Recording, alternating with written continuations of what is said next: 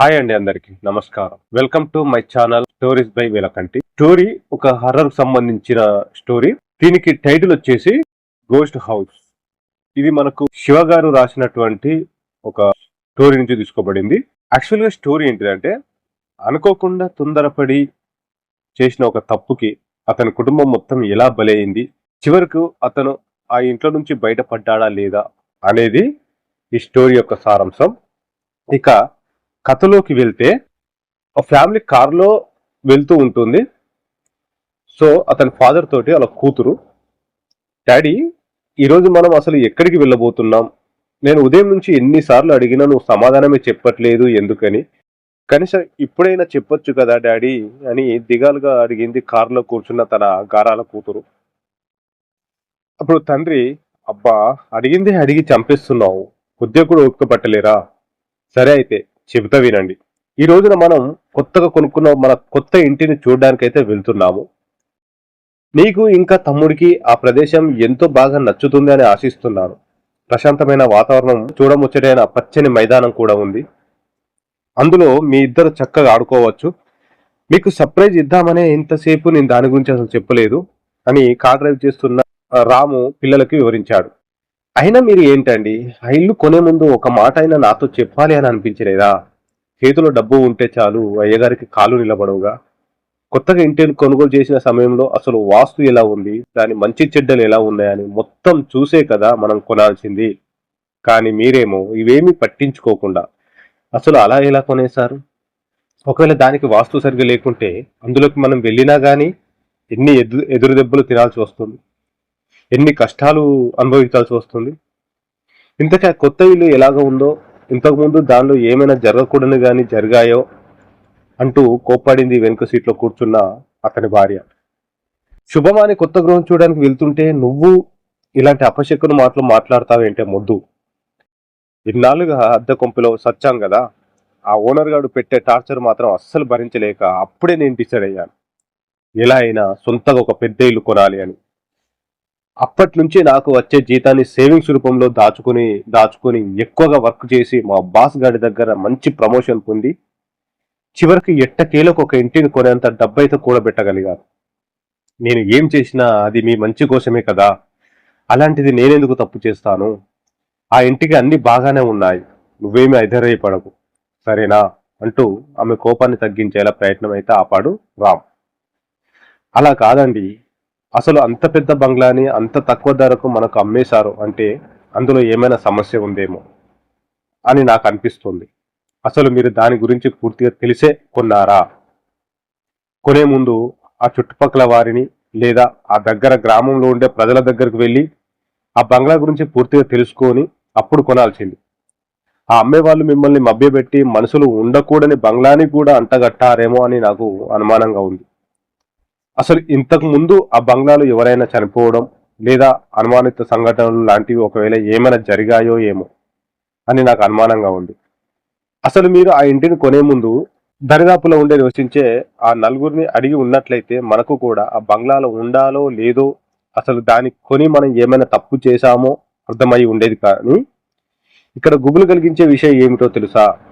అసలు ఆ ఇంటి యొక్క ఓనర్స్ ఎవరో గాని మీరు అతి తక్కువ రేటు చెప్పినా అసలు ఏ మాత్రం ఆలోచించకుండా మీరు చెప్పిన దానిని వెంటనే ఒప్పేసుకున్నారు అంటేనే ఇక్కడ నాకు సందేహం వస్తుంది అని తన మనసులో మాట చెప్పింది తన భార్య. అంటే నీ ఉద్దేశం ఏమిటే? ఆ బంగ్లాను అమ్మేసేవారు నన్ను ఎర్రిపప్పం చేసి ఆ భూతాల బంగ్లాను మనకు తగిలించి వాళ్ళు జారుకున్నారు అని నీ ఉద్దేశమా? ఒసే పిచ్చి మొద్దు, ఆ ఎదవలకు ఎన్ని తప్పులు ఉండి సచ్చాయో ఏంటో. అందుకే నేను చెప్పిన రేటుకి కాదు అనలేక వచ్చిన వరకు తీసుకొని పోయారు. పైగా అసలే మన దగ్గర డబ్బు కూడా చాలా తక్కువగా ఉంది. దానికి తోడు బయట ఎక్కడ చూసినా గానీ ఆకాశాన్ని అంటేలా ఇండ్ల ధరలు చెప్తున్నారు. వాటిని వింటుంటే పగలే నాకు చుక్కలు కనబడుతున్నాయి. అలాంటి సమయంలో మనకు ఈ తింగరి విధవులు దొరికారు, తక్కువ రేటుకి ఇంత పెద్ద బంగ్లా మనకు అమ్మేస్తారు అని నేను అస్సలు అనుకోలేదు. మన దగ్గర ఉన్న ఆ తక్కువ డబ్బుకి అంత పెద్ద బంగ్లా దొరుకుతుందని నేను కూడా ఊహించలేదు. దానికి మాత్రం అసలు నువ్వు ముందు సంతోషపడాలి. ఆ బంగ్లా గురించి నాకు ఎలా తెలిసింది అని అడిగావు కదా, మనకు ఒక మంచి ఇల్లు ఉంటే చూసిపెట్టమని కొన్ని రోజుల క్రితం ఓ బ్రోకర్ గాడికి చెప్పాను.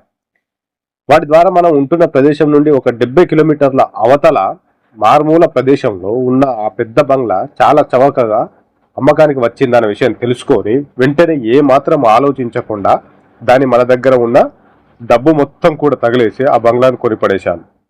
ఈ విషయంలో నేను ఏ మాత్రం తగ్గేదే లేదు. మరికొద్ది రోజులు గృహప్రవేశం ఉంది. దానికి కావలసిన అన్ని ఏర్పాట్లు నువ్వు చెయ్యి. ఇంకా మన కొత్త ఇల్లు కొన్న తర్వాత మీరు దానిని చూడలేదు కదా, మీరు కూడా ఇంటిని చూపించినట్లయితే బాగుంటుంది. మీకు కూడా ముందుగా ఇంటిని చూపించినట్లు ఉంటుంది. పైగా ఇన్నేళ్ల తర్వాత మన సొంత ఇంటి కల నెరవేరింది అనే సంతోషంలో నాకు కూడా ఆ ఇంటిని చూడాలి అనిపించి ఈరోజు ఒక ట్రిప్ పెట్టాను. పోయి మన కొత్త హోమ్ని తనివితీర చూసుకొని వద్దాం పద అంటూ సంతోషంగా కారు డ్రైవ్ చేస్తూ ఉన్నాడు రామ్. మీరు ఎన్నైనా చెప్పండి, నాకు మాత్రం ఏదో గిలితిగా ఉంది. ఆ ఇంటి గురించి తెలుసుకోకుండా అలా కొనకూడదు. వాస్తు అవి బాగోకుంటే ఇంట్లోకి వెళ్ళిన దగ్గర నుంచి చెడు పరిణామాలు తీవ్రమైన స్థాయిలో చోటు చేసుకుంటాయి. వెళ్ళిన వారికి అస్సలు ఏమీ కలిసి రాదు. గృహప్రవేశం చేసే ముందు 1-2 సార్లు ఆలోచించుకోండి అమ్మా అని రాత్రి ఫోన్లో మా నాన్నగారు నాతో చెప్పారు. కానీ మీరేమో అస్సలు ఏమీ పట్టనట్లు ఉంటున్నారు. అద్దె ఇల్లు అయితే ఏమైంది? అక్కడ అందరూ మనకు తెలిసిన వాళ్ళు ఉన్నారు. పైగా అక్కడ ఉన్నన్ని రోజులు మనకు అన్ని విధాలా కలిసి వచ్చింది. డబ్బులు కూడా కూడబెట్టుకున్నాం. ఇప్పుడు అందరిని వదిలేసి ఏదో మారుమూల ఉన్న పాడుపడ్డ బంగ్లా కొనడానికి ఉన్న డబ్బులు మొత్తం తగిలేశారు. అందులోకి వెళ్ళిన దగ్గర నుంచి మనకు ఏం జరుగుతుందో ఏమిటో అని నాకు చాలా భయం పట్టుకుంది అని దిగులు పడుతూ రామ్తో అంది అతని భార్య. అబ్బా అబ్బా, ఇందాక వరకు ఈ పిల్లలు నన్ను బాగా కాల్చుకుతున్నారు. ఇప్పుడు నువ్వు తయారయ్యావా? అసలు నిన్ను కాదు, నీలో ఇలా లేనిపోని భయాలు రేపిన మీ నాన్న అని ముందు. ఎప్పుడు చూసినా ఇంటిల్లి పాది మీ వాళ్ళు అందరు కలిసి మన ఇంటి మీద పడి ఆంబూతులాగా 3 పూట్ల తినడం తప్ప ఎవ్వడు కూడా 1 రూపాయి కూడా ఇచ్చింది లేదు. పైగా ఏదో తిప్పలు పడి కొనక తక్కువలో ఒక ఇంటిని కొంటే అది చూసి తట్టుకోలేక ఉన్నవి లేనివి చెప్పి మనల్ని ఇక్కడి నుంచి తరిమేయాలి అని చూస్తున్నారు. మీ వాళ్ళ గురించి నాకు తెలియదా? శివాల మీద చిల్లర్ని కూడా వదిలే టైపు కాదు వాళ్ళు.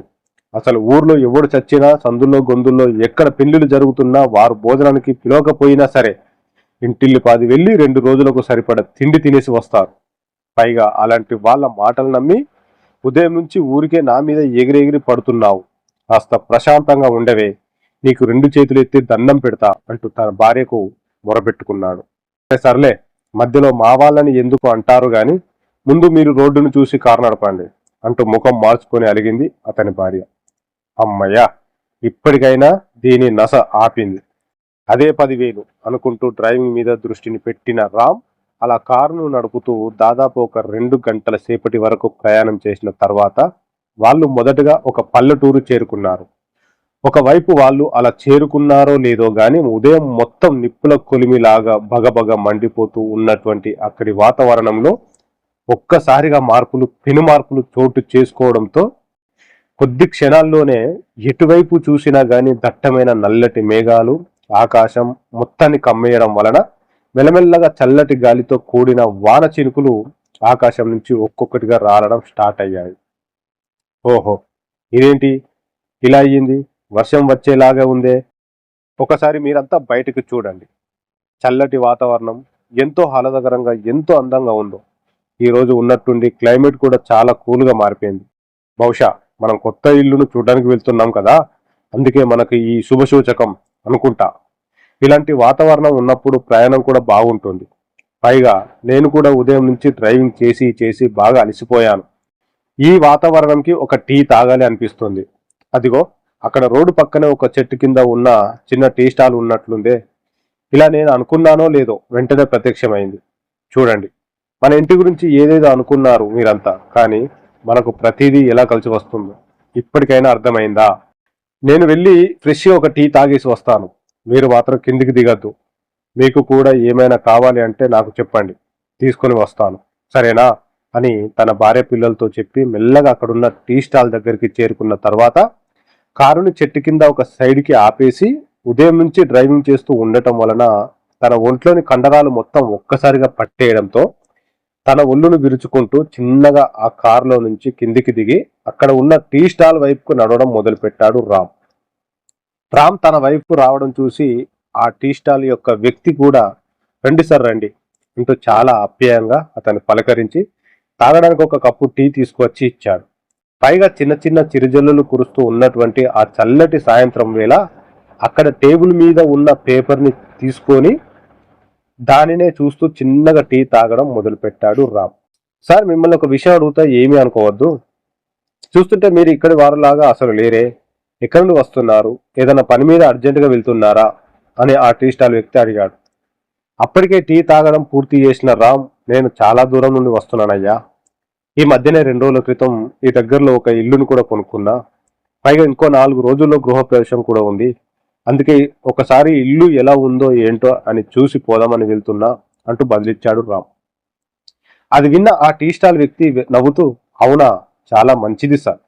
ఇంతకు మీరు కొన్న కొత్త ఇల్లు ఎక్కడ ఉందో చెబితే నేనే వచ్చి రోజు పాలు పెరుగు వంటివి ఇచ్చి వెళ్తాను. పైగా మీరు కొత్త కాబట్టి అందరూ ఇచ్చేదానికంటే ₹1 తక్కువ ఇవ్వండి. మనలో మనకు ఏముంది, ఇప్పటి నుంచి అందరం ఒక ఊరులమే కదా అని అడిగాడు ఆప్యాయంగా. దానిలో ఏముంది అయ్యా, నువ్వే వచ్చి పాలు పోసి వెళ్ళు.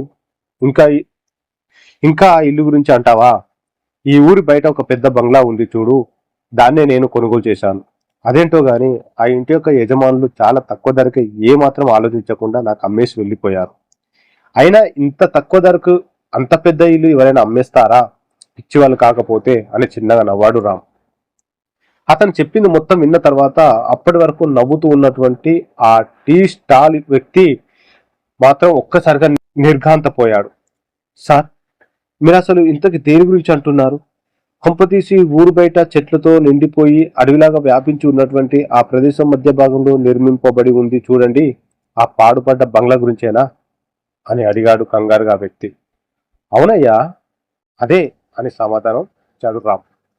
అది విన్న వెంటనే ఆ టీ స్టాల్ వ్యక్తి ఒక్కసారిగా భయంతో వణికిపోతూ, ఆ భయంలో అతనికి ముఖమంతా చెమటలు పట్టేయడం వలన తన మెడలో ఉన్న ఆ కండువాతో ముఖం తుడుచుకొని అతను రామ్ వైపు తిరిగి, సార్, అసలు మీరు ఎంత పని చేశారు? వెంటనే ఈ ఊరు వదిలి వెళ్ళిపోండి. మళ్ళీ మీరు ఈ ఊరిలోకి అస్సలు రావద్దు. మీరు ఈ జీవితంలో ఏదైనా పెద్ద తప్పు చేశారు అంటే అది ఆ ఇంటిని కొనడమే. దాని గురించి అస్సలు ఏం తెలుసు అని ఆ బంగ్లాను కొన్నారు. ఆ ఇంట్లో ఉండటం అంటే మీ సమాధికి మీరే శంకుస్థాపన చేసుకున్నట్టు. అసలు ఆ బంగ్లా యజమానులు మీకు అంత తక్కువ ధరకే ఎందుకని దాన్ని అమ్మారో మీకు అసలు తెలియదు. వారి ప్రాణాలు కాపాడుకోవడానికి మీకు దానిని తగిలించారు. ఇంతకు ముందు ఇలానే కొందరు వినకుండా ఆ బంగ్లాను కొని భారీ మూల్యం చెల్లించుకున్నారు. ఆ ఇంట్లో ఉండటం అంటేనే చాలా చాలా అంటే చాలా ప్రమాదం. మీ ప్రాణాలు పోతాయి. అక్కడ ఏముందో కూడా మీకు అస్సలు తెలియదు. అందులోకి గనక వెళితే చచ్చిపోతారు. నా మాట వినండి సార్, వెనక్కి తిరిగి వెళ్ళిపోండి అంటూ అర్థమయ్యేలాగా శతవిధాలా చెప్పి చూశాడు ఆ వ్యక్తి. కానీ అతను చెప్పింది విన్న రామ్ మాత్రం వెంటనే అక్కడి నుంచి కోపంతో పైకి లేచి, ఏంటయ్యా నువ్వు మాట్లాడేది? శుభమా అంటూ కొత్త ఇల్లు కొనుక్కుంటే నువ్వు కూడా ఇలా అశుభం మాట్లాడుతున్నావు. ఇంతకు మించి ఇంకొక మాట ఎక్కువ మాట్లాడితే అస్సలు బాగోడు. ఇదిగో టీ డబ్బులు తీసుకో అంటూ అతనికి ఇచ్చేసి కోపంగా వెళ్ళి కారు స్టార్ట్ చేసి అక్కడి నుంచి బయలుదేరాడు. అతను ఆ కోపంతో చిటపటలాడుతూ ఉండడం చూసి, ఏంటండి, టీ తాగేసి వస్తానని చెప్పి ఇందాక అనగా వెళ్ళి అంత ఆలస్యం చేశారు? అయినా ఏమైంది? అక్కడ ఏవో అరుపులు వినిపించాయి. మీరు అసలు ఎవరితో అంత గొడవ పడుతున్నారు అని అతన్ని అడిగింది తన భార్య. కానీ రామ్ మాత్రం ఎలాంటి సమాధానం చెప్పకుండా సైలెంట్ గా కారు డ్రైవ్ చేస్తూ ఉండటంతో, ఏమిటో ఈ మనిషి, అసలు ఎప్పుడు ఎలా ఉంటాడో కూడా ఎవరికి తెలియదు, కోపం మాత్రం ముక్కు మీద ఉంటుంది అని తనలో తాను అనుకుంటూ గమ్మున ఉండిపోయింది ఆమె. కానీ మరోవైపు ఆ టీ స్టాల్ వ్యక్తి మాత్రం రోడ్డు మీద నిలబడి రామ్ వెళ్తూ ఉన్నటువంటి కారు వైపే కన్నార్పకుండా చూస్తూ ఉండటం గమనించిన అక్కడే టీ తాగుతూ ఉన్న మరొక వ్యక్తి, ఏమైందిరా రాజు, అలా చూస్తున్నావు? అసలు ఏం జరిగింది? ఎందుకు ఏదో ఆందోళన పడుతున్నావు? ఏమైనా సమస్యనా అంటూ అతన్ని పలకరించాడు. రే, ఇప్పుడు మనం కొట్టు దగ్గరికి వచ్చి టీ తాగిన వ్యక్తి ఏం చేశాడో తెలుసా?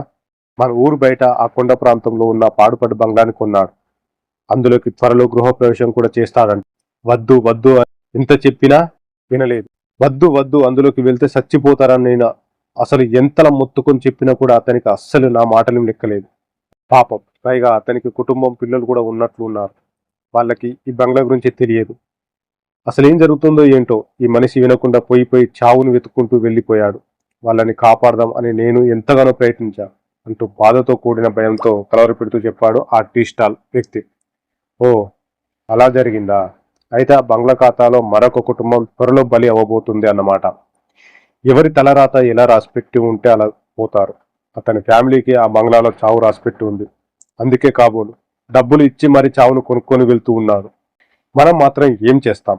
అతన్ని కాపాడాలి అని ప్రయత్నిస్తే మనం కూడా చేస్తాం. ఆ ఇంటి గురించి నీకు పూర్తిగా తెలుసు కదా. ఒకసారి అందులోకి వెళ్తే మళ్ళీ తిరిగి రావడం అనేది ఉండదు. కాబట్టి దాని గురించి ఎంత తక్కువ ఆలోచిస్తే మనకు అంత మంచిది. ఇక నీ పని నువ్వు చూసుకో.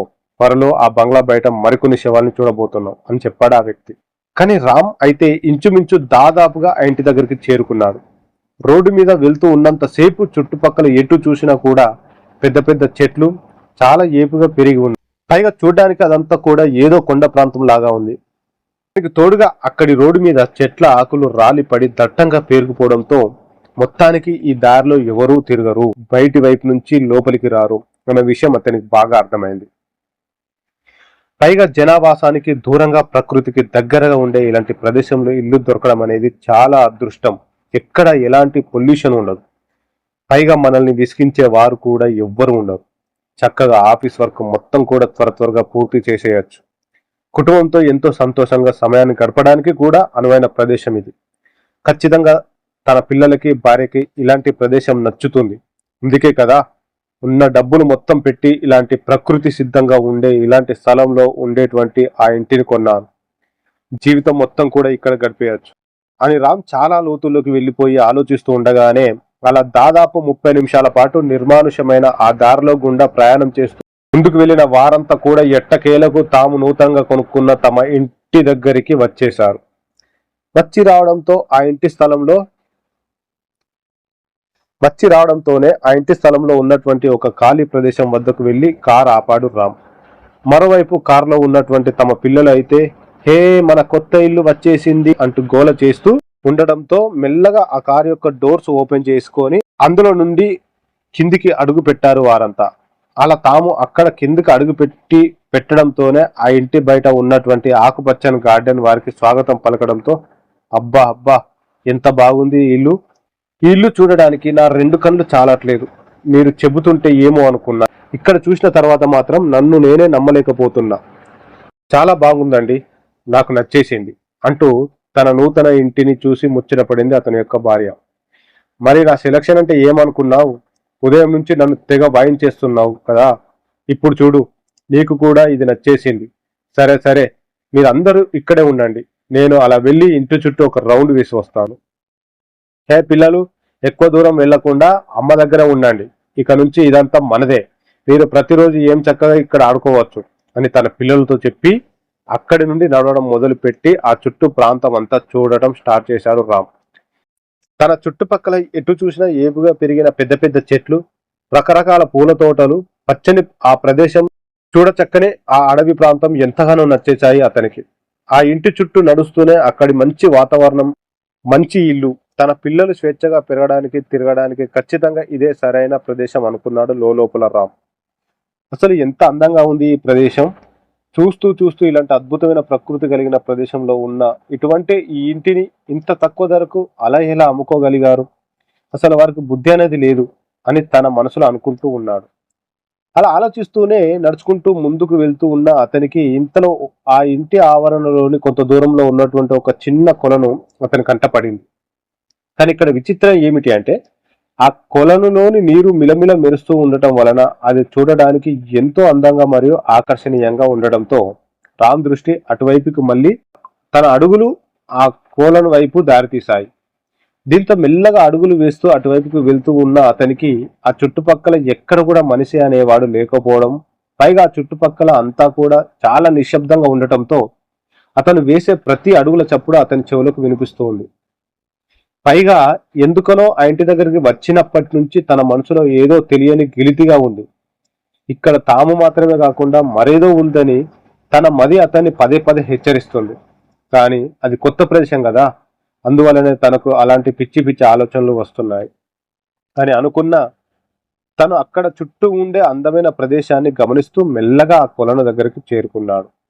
ఎందుకనో దగ్గర నుంచి చూస్తూ ఉన్నప్పుడు సాధారణ కొలను కంటే విచిత్రంగా కనిపించింది అతనికి. దాంతో మెల్లగా 4 అడుగులు అలా ముందుకు నడిచి చిన్నగా దాని యొక్క అంచు భాగానికి చేరుకున్న రామ్ పైన నిలబడి ఆందోళన పడుతూ మెల్లగా కాస్త ముందుకు వంగి ఆ కొలనులోకి తొంగి చూశాడు. కానీ కొలనులోని నీళ్లు మాత్రం ఎక్కడా లేని విధంగా చాలా పరిశుభ్రంగా తేటగా కనబడుతూ ఉండటంతో రామ్ వెంటనే ఎంతో సంతోషంగా ఆ కొలను అంచున నిలబడి కిందికి వంగి అందులోని కొన్ని నీళ్లు తన దోసట్లో పట్టుకొని తన ముఖం కడుక్కుంటూ ఉన్నాడు. పైగా ఆ నీరు అయితే మాత్రం మంచులో నుంచి తీసి అందులో పోసినట్లుగా చాలా చల్లగా చర్మాన్ని గడ్డ కట్టించే విధంగా ఉన్నాయి.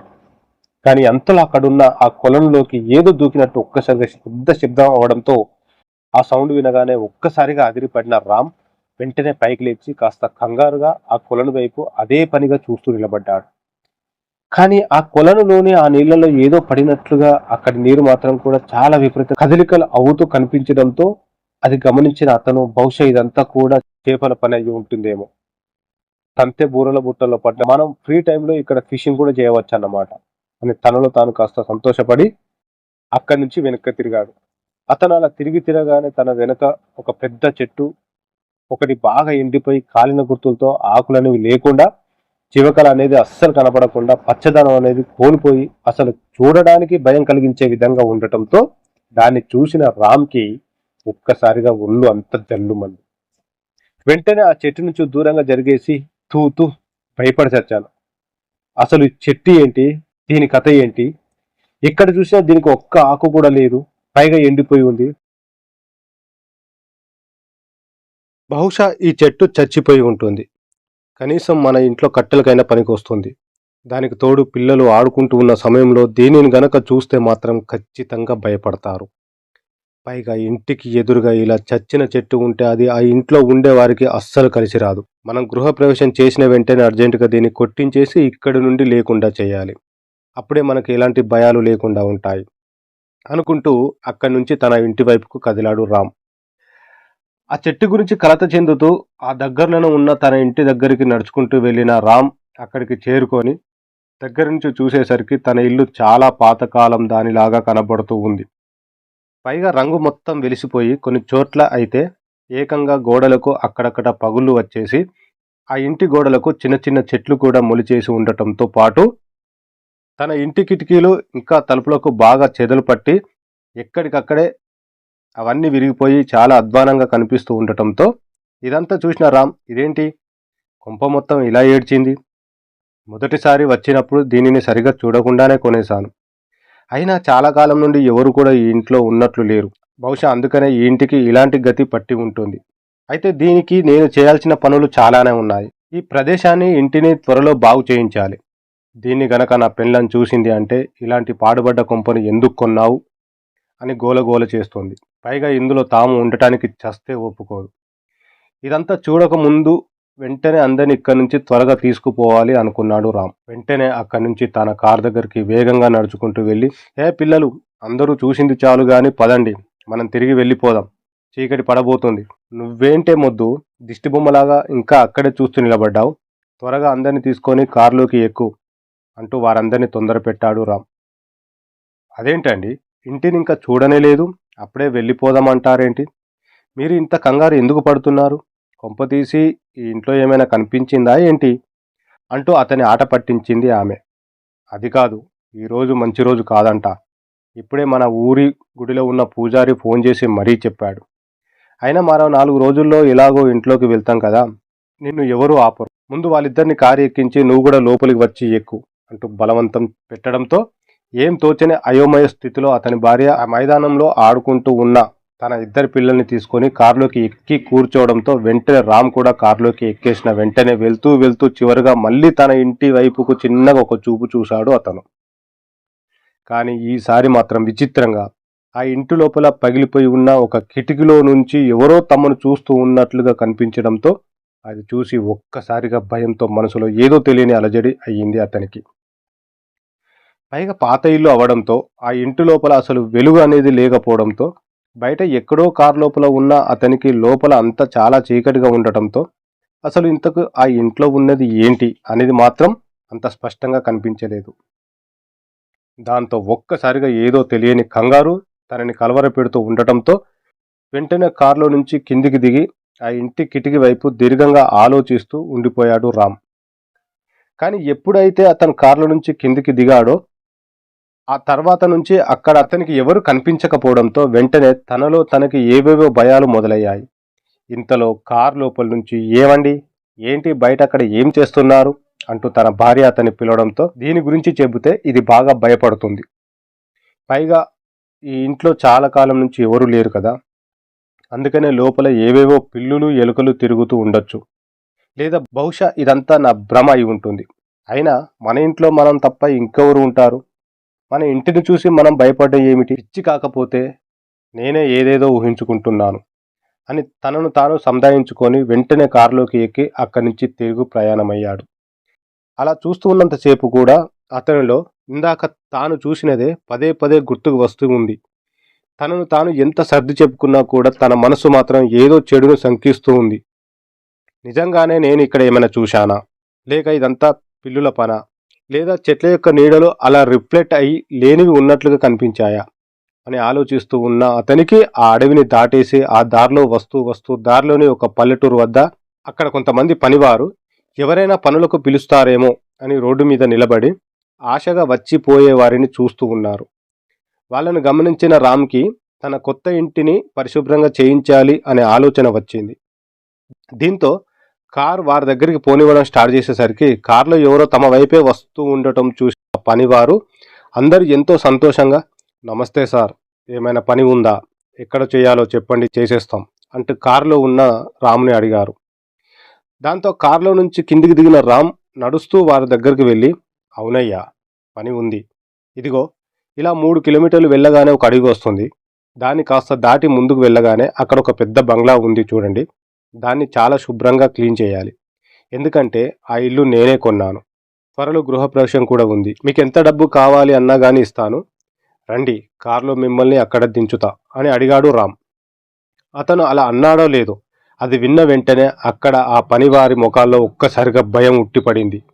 ఏంటి బాబు, ఆ బంగ్లా దగ్గరికి మేము రావాలా, అక్కడ మేము పని చేయాలా, అసలు నీకు దాని గురించి ఏమైనా తెలుసా, బుద్ధి ఉన్నోడు ఎవడైనా ఇటువంటి దానిని కొంటాడా, మాకు తెలిసి ఆ ఇంటి యజమానులు నీకు చాలా తక్కువ ధరకే ఆ ఇంటిని నీకు అమ్మేసి ఉండాలి, అలా అమ్మడానికి ఒక బలమైన కారణం ఉంది, అదేంటో నువ్వే త్వరలో బాగా తెలుసుకుంటావు, చావనైనా చస్తాం కానీ మేము మాత్రం ఆ బంగ్లా దగ్గరికి అస్సలు రాము, ఎందుకంటే అక్కడికి వెళితే గనక నిజంగానే చస్తాం, మీరు కూడా అక్కడికి వెళ్ళొద్దు, ఈ ఊరు విడిచి వెళ్ళిపోండి అంటూ ఆ పనివారంతా భయపడుతూ అక్కడి నుండి ఒక్కసారిగా తమ ఊరు వైపుగా పరుగులు పెట్టారు.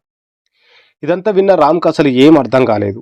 ఎందుకు అని వీళ్ళు ఇంతలా భయపడుతూ ఉన్నారు?